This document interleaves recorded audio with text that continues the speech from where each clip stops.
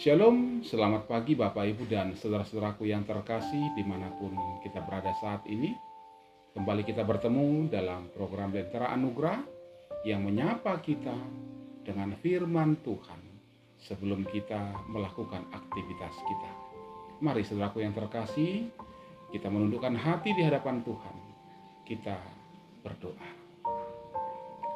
Kami bersyukur dan kami berterima kasih buat kebaikan Tuhan yang begitu besar, yang menjaga dan menyertai kami dalam istirahat tidur kami, dan juga memberikan kami pagi hari yang indah, memberikan kami kesehatan.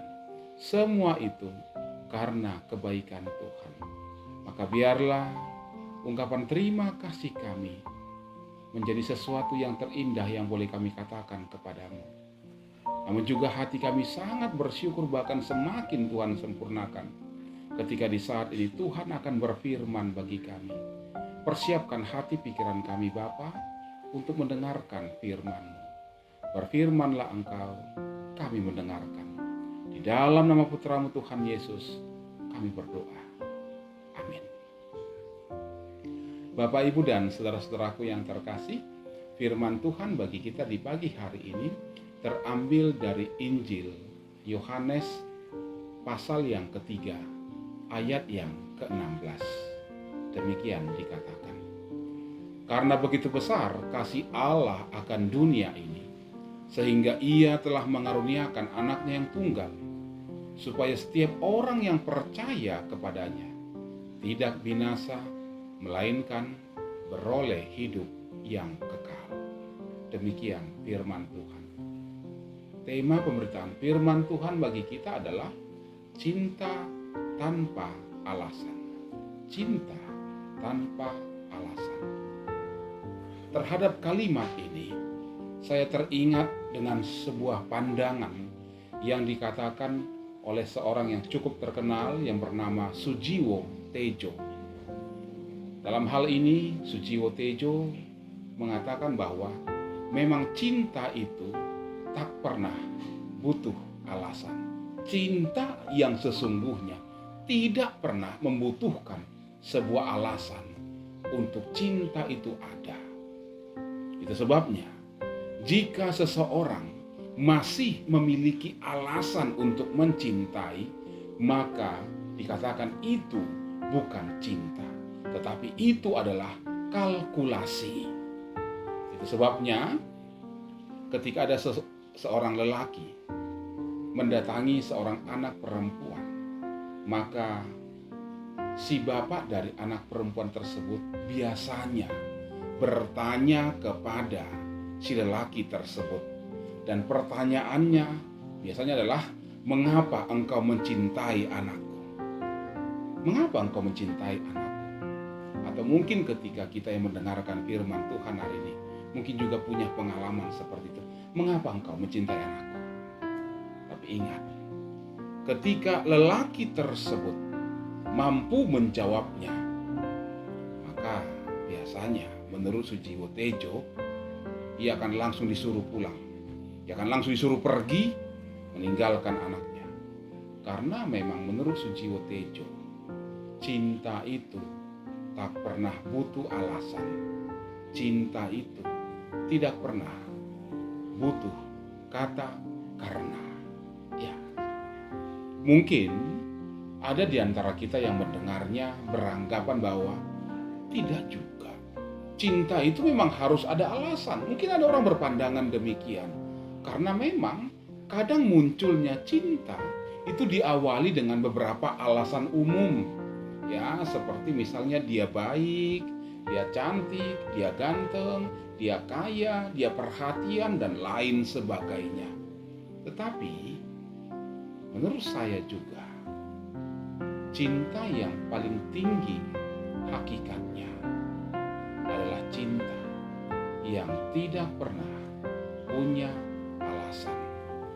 Cinta yang tidak pernah mengenal alasan.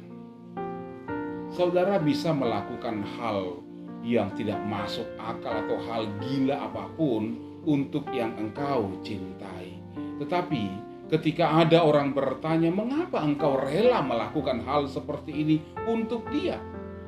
Maka saya yakin tidak ada alasan lain, tidak ada perkataan lain yang akan keluar dari mulut saudara selain jawaban, karena aku mencintainya. Iya, karena aku mencintainya. Bahkan ketika engkau sudah melakukan, memberikan semua apa yang engkau mampu untuk orang yang engkau cintai, dan engkau menganggap itu sebagai sebuah pengorbanan, ingatlah, itu bukan sebuah cinta. Karena cinta tidak pernah butuh pengorbanan. Ketika engkau merasa sudah banyak berkorban, banyak berbuat terhadap orang yang engkau anggap engkau cintai, maka itu adalah sebuah kalkulasi. Itu bukan cinta. Coba kita perhatikan firman Tuhan yang hadir pada kita di pagi hari ini. Yohanes 3 ayat 16. Karena begitu besar kasih Allah. Pertanyaan besar bagi kita adalah, apa alasan Allah untuk mengasihimu? Apa alasan Allah untuk mencintaimu?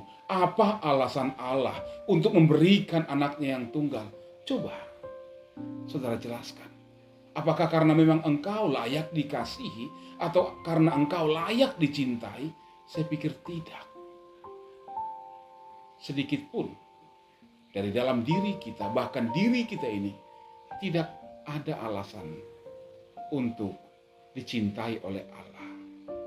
Sebab dari sejak awal, ketika manusia diciptakan, manusia sudah melakukan pemberontakan dan terus-menerus melakukan sesuatu yang menyedihkan, menyakitkan hati Tuhan. Sebenarnya Tuhan tidak punya alasan apapun untuk mencintaimu. Dan Allah memang tidak butuh alasan untuk mengasihi kita. Allah hanya butuh cinta, butuh kasih. Maka dikatakan dalam Injil Yohanes 3 ayat 16 tadi, karena begitu besar kasih Allah, bukan karena begitu besar perbuatanmu, bukan karena begitu besar alasan bagi Allah untuk mencintaimu, tetapi karena memang Allah punya kasih yang sedemikian besar. Memang saudaraku yang terkasih, cinta atau kasih seperti ini sangat sulit untuk kita dapatkan, bahkan sangat sulit untuk kita lakukan, kita teladani dalam kehidupan kita sehari-hari. Karena apa? Karena biasanya manusia sedikit banyak dalam hal mengasihi dan mencintai orang lain berharap mendapatkan timbal balik dari apa yang ia sudah lakukan kepada orang yang ia cintai. Ya minimal ia berharap dicintai dari seseorang yang ia cintai. Saya pikir itu wajar. Sama seperti banyak orang mengatakan ia mencintai dan mengasihi Tuhan. Tapi kalau itu dibedah kata mencintai dan mengasihinya, ternyata cinta dan kasihnya itu berdiri di atas beberapa alasan. Mungkin karena takut akan Tuhan, mungkin karena takut akan murkanya, mungkin karena menginginkan ia masuk surga. Saya mau katakan kepada kita, menurut pandangan Alkitab, bukan pandangan saya, menurut pandangan Alkitab, inilah cinta yang tingkatnya paling rendah. Ya, paling rendah dalam mencintai Tuhan. Berbeda dengan tokoh-tokoh Alkitab yang pernah dikisahkan dalam Alkitab kita, bagaimana mereka mencintai Tuhan. Dan ketika mereka dipertanyakan dengan kasih dan cinta mereka kepada Tuhan, kita bisa dapati mereka mencintai dan mengasihi Tuhan adalah ketika mereka sendiri tidak menemukan alasan untuk mencintai Tuhan, tapi karena mereka mencintainya, karena mereka ingin mencintainya, karena mereka yang benar-benar mencintainya, tanpa alasan yang mereka bangun dengan logika mereka. Jadi saudara-saudaraku yang terkasih, jika saudaraku masih punya alasan untuk mencintai, sesegeralah berupaya untuk membuat cinta atau kasih itu tanpa alasan. Lantas, cinta kita, kasih kita adalah karena memang kita mengasihi dan mencintai Tuhan. Sama seperti yang sudah dilakukan Tuhan kepada kita. Berusahalah untuk membuat cinta dan kasih tanpa berharap apapun dan tanpa motif apapun, kecuali karena memang saudara ingin mencintainya. Amin. Mari kita renungkan firman Tuhan. Kita berdoa.